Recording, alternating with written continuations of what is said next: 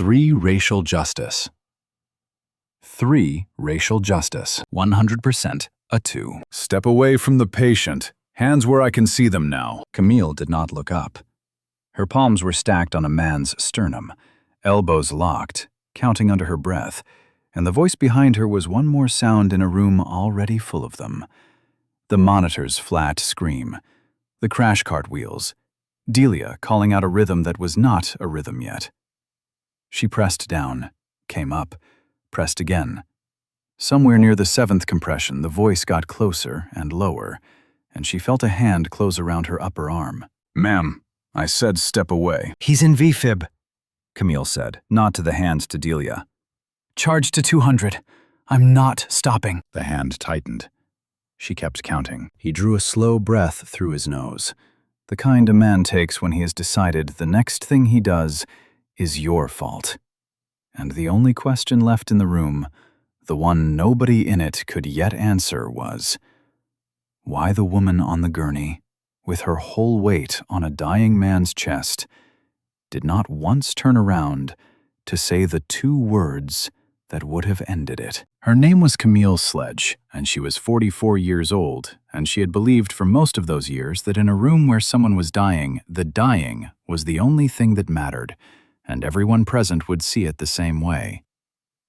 That belief had carried her through medical school and residency and 11 years of night shifts, and it had never once not truly been tested against a man who had already decided what she was before he crossed the threshold. She believed the work spoke. She was about to learn which half of that was true. She did not turn around because she had learned a long time ago, and more than once, that with a certain kind of man, her words did not count as evidence. Only her hands did. So she gave him her hands on the patient doing the thing that could not be argued with. And she waited for him to see it. He did not see it. Let me take you back 3 hours, to the start of the shift, because you should know who this woman was before a stranger decided who she was. She came in at 6 the way she always did, through the ambulance bay instead of the front, because the bay smelled like diesel and rain, and the front smelled like the vending machines, and after 20 years, she still chose the diesel. She stopped at the board and wrote her name in the attending slot in the small square hand that the residents teased her about, every letter separate, no cursive, a hand you could read from across the room. Sledge.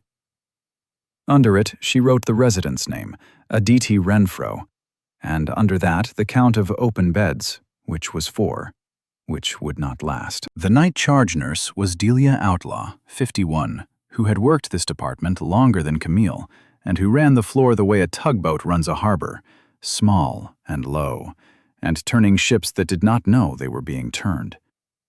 Delia handed her a coffee without being asked. It was too strong and had no sugar, and was exactly correct. Full moon energy tonight, Delia said. I can feel it in my knees. Your knees are always right. My knees have never been wrong in this building.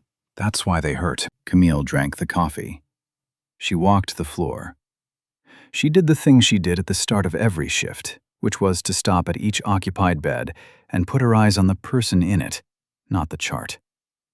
The person, because a chart could be wrong, and a face rarely was. Bed 3 was an old man named Mr. Ledbetter, who had come in short of breath and was breathing easier now, and wanted to tell her about his granddaughter's wedding. She let him tell her for 90 seconds, which she did not have, because 90 seconds was medicine too. Bed 6 was a woman having a panic attack who thought she was having a heart attack, and Camille sat on the edge of the bed and matched her own breathing to the woman's, and then slowed it, and the woman followed her down. And that was medicine too, and cost nothing but the sitting. This is who she was, a woman who put her eyes on people. Hold on to that. At 7, a young man came in named Desmond Grist, 26, brought by his sister, sweating and gray and clutching his left arm. And Camille knew before the monitor knew. She knew the way you know weather. She had him on a bed and lines in and the lab cooking before he finished telling her he thought it was just heartburn. His sister stood in the doorway with both hands over her mouth. "You did the right thing bringing him," Camille told the sister. "You hear me? Whatever happens now, you did the right thing. He is exactly where he needs to be." She said this because she believed it, and because the sister needed a rope to hold, and because it was true. Desmond Grist was exactly where he needed to be. He was in a room with a physician who had brought 200 men like him back across the line. That was the whole promise of the place. You come in gray and clutching your arm, and the person who meets you is the best chance you have. Remember that promise. Someone is about to break it. Now, the officer. His name was Reese Tollett, and he was 35, and he had been assigned to the hospital's security detail for 2 years, which, in his own mind, made the building his. There was a prisoner in the department that night, a man in custody being treated for a laceration in a curtained bay at the far end, and Tollett was there to sit outside that curtain, and had been there for an hour, bored, when the code was called on Desmond Grist, and the whole department turned toward it like grass in wind. Tollett turned too, and what Tollett saw coming down the hall was a room full of urgent motion, at the center of which was a black woman in scrubs with no white coat, on top of a patient, her ID badge flipped backward on its lanyard, the way every badge in that building flipped backward 40 times a shift. And near her, a red crash cart that, to a certain kind of mind, looks a great deal like a robbery in progress, if the mind has already decided the woman does not belong on top of the man. He had decided. He decided in the hallway. Everything after was him defending the decision. Understand what you are watching. This was not confusion. Confusion asks a question. Tollett did not ask a question. He gave an order, and when a woman saving a life did not obey an order fast enough, he treated the life-saving as the crime. Step away from the patient. Hands where I can see them now. You have been here already. Now you are here, knowing what she was doing and who she was. He's in VFib, Camille said. Charge to 200. I'm not stopping, Delia charged. Clear, Delia said.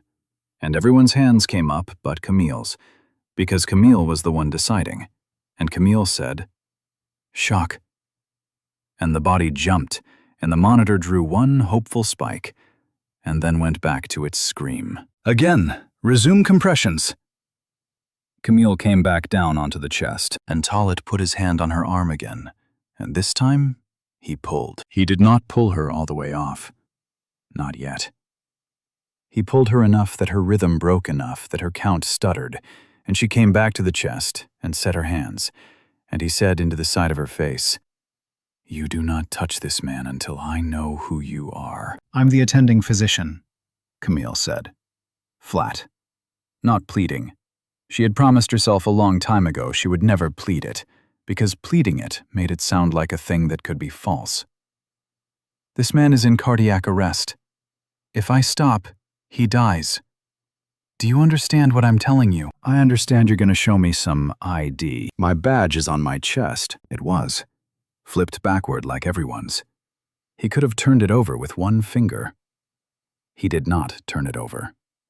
Turning it over might have ended the thing he had already started, and a certain kind of man, once he has started, needs the thing to be true more than he needs it to be over. Delia, Camille said. Take over compressions, now, same rate. And here is the first thing I need you to see, because it will matter all the way to the end. Camille Sledge, with a police officer's hand on her arm, and his breath on her cheek, and every reason to fight for herself, spent her attention on the patient.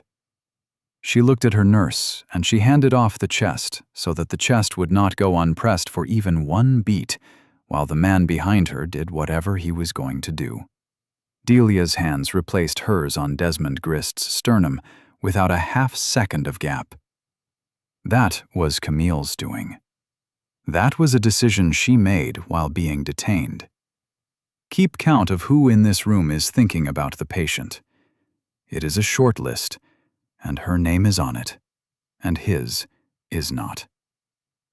"Ma'am, you're not listening," Tollett said, and he took her wrist, the near one, and brought it behind her back, and she let him because the alternative was to wrench away and fall into the cart and buy nothing, and she felt the cold of the cuff close on the bone of her wrist. One wrist. Her other hand still half raised toward the bed. She was no longer allowed to touch. "Officer," she said very quietly now, because quiet was the last tool she had that he had not taken. "There is a nurse doing compressions because you took the doctor away. Look at the bed.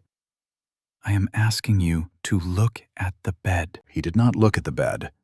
He looked at her badge, finally flipped it with a thumb, read it, and something crossed his face that a braver man would have let become shame. Sledge, CMD, attending physician, emergency. And Reese Tollett, holding one cuff on the wrist of the physician of record in an active cardiac arrest, made the choice that the rest of this story is the punishment for. He did not uncuff her. Because to uncuff her was to have been wrong in front of 11 people over a dying man. So instead, he said the thing men say when they have chosen the lie over the room. "Badges get faked. You'll wait right here till I confirm it." Faked. Delia's head came up from the compressions. Aditi, the resident, stopped with a syringe in her hand. The respiratory tech, a quiet man named Pinkney, said, "Come on, man," under his breath. The first crack, the first small breaking of the silence, and it cost him nothing. Yet, and it changed nothing, yet. But I want you to mark him. Because the count of people in this room willing to say the thing out loud starts now, and it starts at 1. And you will watch that number move in both directions before the night is over. Somebody call Dr. Spite. Camille said to the room, still quiet, still level, naming the chief of surgery because he was the senior physician in the house that night, and because his voice on a phone would end this in 9 seconds. Somebody get the house supervisor. Delia. Keep the rate. You're doing it right. "Rate's good," Delia said, sweat on her lip, not looking away from the chest. "He's still down here with me. Come on, baby. Come on back." 2 floors up, and a world away, the chief of surgery was in his office, finishing a sandwich he had started at noon. "I'll get you to him. First you have to sit in this room because Camille had to, and this is a story about time, so you should feel the time. 3 minutes. That is how long Desmond Grist had been in arrest. 3 minutes is survivable. 3 minutes with good compressions and a fast shock is a man who wakes up in 2 days asking for water. Camille knew the number the way she knew her own pulse. 3 minutes was a room she could still get him out of. She stood at the edge of the bed with one wrist cuffed and told Delia where to put her weight and told Aditi to push the epi and ran the code with her mouth because her hands had been taken. And for a minute, it worked. She ran a cardiac arrest as a voice. It was the best doctoring she had ever done, and no one will ever put it in a chart. Then Tollett's supervisor arrived, and it got worse, because now there were 2 of them, and the second one was smart. Sergeant Wade Neighbors was 48 and had been running hospital security details for 9 years, and he had a gift, which was that he could make the worst thing in a room sound like the procedure. He came in fast and took it in fast. The cuffed doctor, the code in progress, the crack forming in the faces of the staff. And a lesser man would have seen a disaster and started fixing it. Neighbors saw a disaster and started managing it. There is a difference, and the difference is the whole reason this got as far as it got. "Everybody stays calm," Neighbors said in a voice built to be obeyed. "Officer Tollett has secured an unverified individual near a controlled patient. Until identity is confirmed, this is a security matter. Doctor, I need you to stop directing care and let my officer do his job." "There is a man dying," Camille said. "You are the second person tonight to walk into this room and not look at the bed." "I'm looking at the whole room, ma'am." "Then look at the part of it that's dying." Neighbors did not look at the bed. He did something colder. He keyed the radio on his shoulder and he called a silver alert. A security lockdown of the department, which was a real protocol that existed for real reasons. An active threat, a combative armed patient, an infant abduction. And none of those was happening. But the protocol did not know that. The protocol only knew that a sergeant had called it, and when the lockdown went live, it did 3 things, and Neighbors knew all 3 when he called it. It locked the department doors. It flagged the badge readers so that no swipe would open anything without security override, which meant Camille's badge, if she had reached it, was now a dead piece of plastic. And it routed all outbound clinical phones through the security desk, so that when Aditi the resident picked up the wall phone to call the chief of surgery, the call did not go to the chief of surgery. It went to the security desk, where a board officer told her the line was restricted during an active lockdown. Do you see what he did? Camille saw it as it happened, saw it land, and I want you to see it too. Because it is the round the bad man wins, and he wins it with his mind and not his luck. Camille's whole plan, her one clean move, was a phone call to a man with the authority to say, "Let her go." Neighbors did not argue with the plan. He reached past her and closed the door. The plan depended on using the hospital's own machinery to do it, and he made her reaching for that door into evidence of the very threat he had invented. On the incident report, already forming in his head, a doctor picking up a phone was now interference with a security operation. "You just cut the clinical lines," Camille said. She understood it fully. "During a code. You understand that people die when you do that." "I've secured the department per protocol," Neighbors said.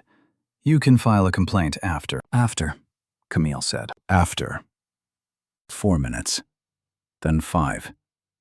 Delia's arms were shaking now, and Aditi took over compressions, and Pinckney bagged, and Camille ran it with her voice quieter, because a part of her had started to do the math, and the math was getting bad, and she did not want the room to hear the math in her voice. "How long's he been down?" Neighbors said, not because he cared, because a good manager gathers facts. "Almost 7 minutes," Camille said. "Because you cut the lines and he—" She did not raise her voice. "Took the doctor off the chest. Write that down, Sergeant. Write down the times. You're going to want them later, and so am I." Something flickered in Neighbors. Then the first cold touch of a man realizing he might be on the wrong side of a paper trail. But he had gone too far to turn the same trap Tollett was in, and so he did what men in that trap do. He doubled the paper.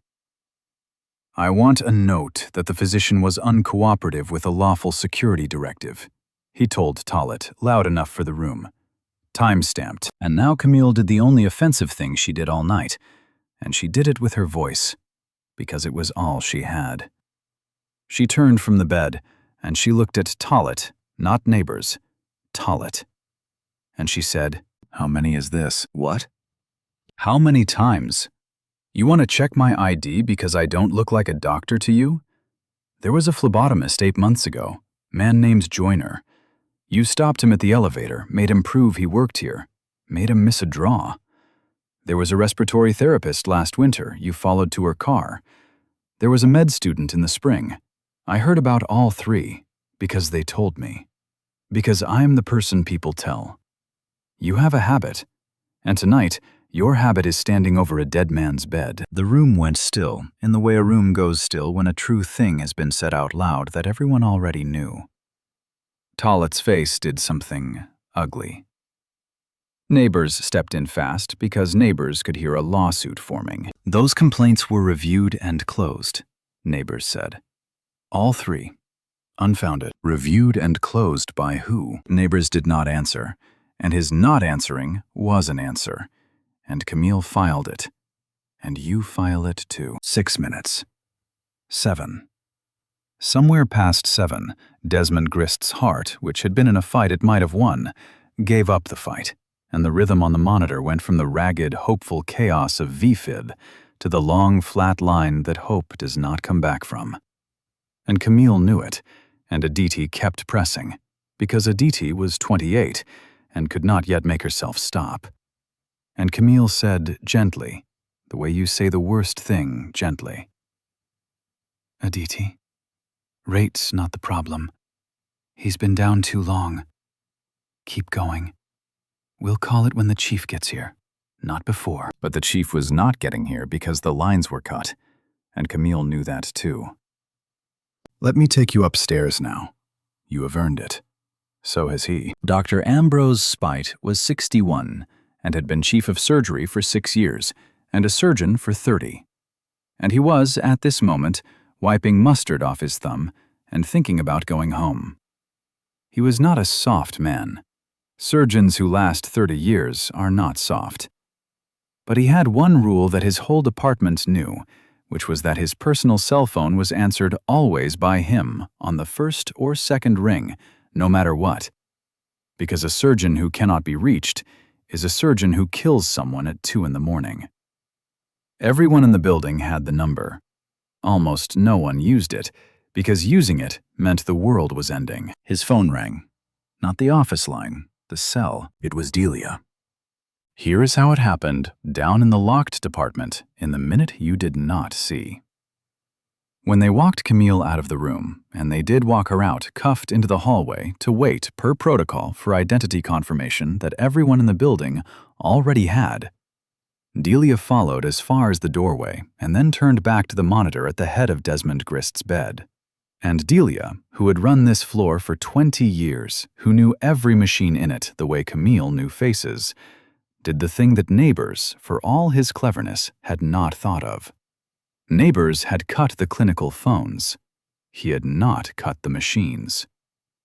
And the bedside monitor kept in its memory a second-by-second event log, every rhythm, every shock, every gap in compressions, stamped to the second. And Delia pulled that log up on the screen, and she looked at the gap. There was a gap. From 9:41:12 to 9:42:14. 62 seconds. No compressions. The exact 62 seconds during which Officer Reese Tollett had pulled the doctor off the chest and the resident had not yet gotten her hands into place. 62 seconds in a man whose brain was already starving at the exact wrong moment. Delia looked at that number for 1 second. Then she took her own phone out of her scrub pocket, the personal phone that the lockdown could not touch because it did not run through the hospital's system. And she called the number everyone had, and no one used. "Dr. Spite," she said when he picked up on the second ring. "It's Delia Outlaw in the ED. I need you down here now, and I need you to come yourself, and I need you to know before you get here that Camille Sledge is in handcuffs in my hallway, and Desmond Grist is dead, and there's a monitor log that is going to make somebody sick." She said it in one breath. "The doors are locked on a false silver alert. You'll need your override." There was a silence on the line 1 second. 2. It was not the silence of a man deciding whether to come.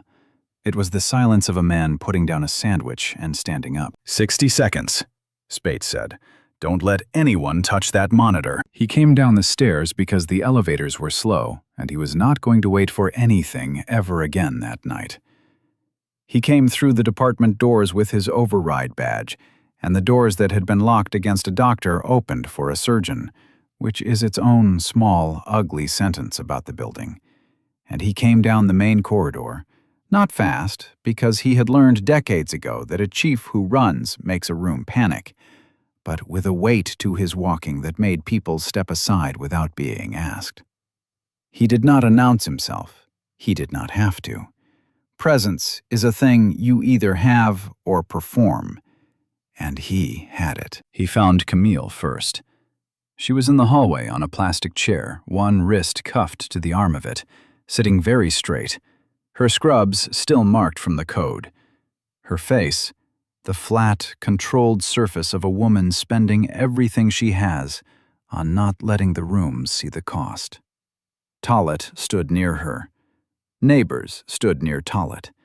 Already, you could see it building. The version of the night he would tell. Spite stopped in front of Camille. He did not look at the officers. He looked at her the way she had taught herself to make people look at patients' eyes on the person. "Dr. Sledge," he said, "are you hurt?" "No." "Are you cuffed to a chair in my emergency department?" "Yes." He turned then, and here is where you find out what kind of man he was. Because he did not roar, and he did not threaten, and he did not perform his rank.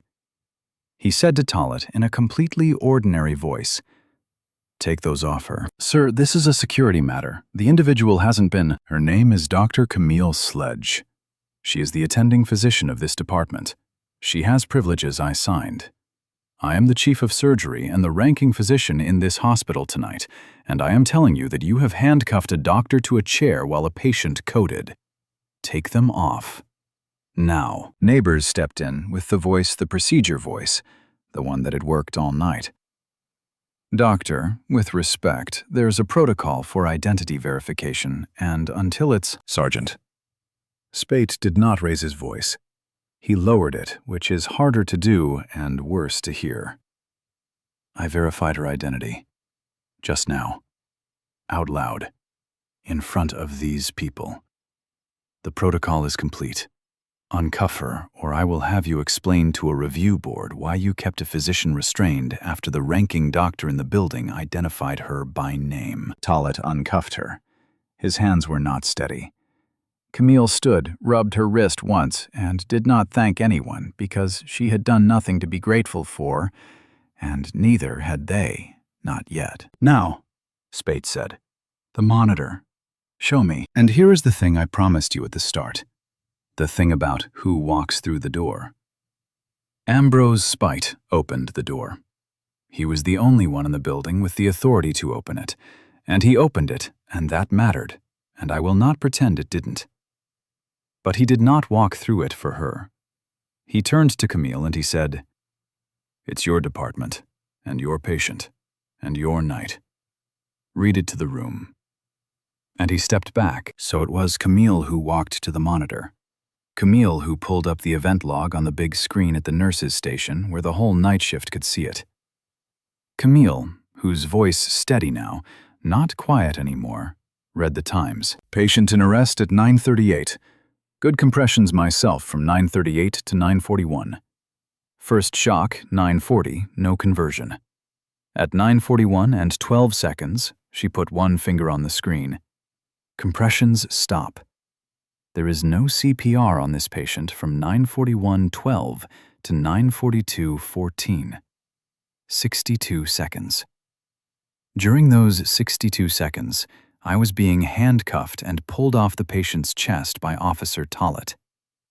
Compressions resume at 9:42:14 when Nurse Outlaw takes over.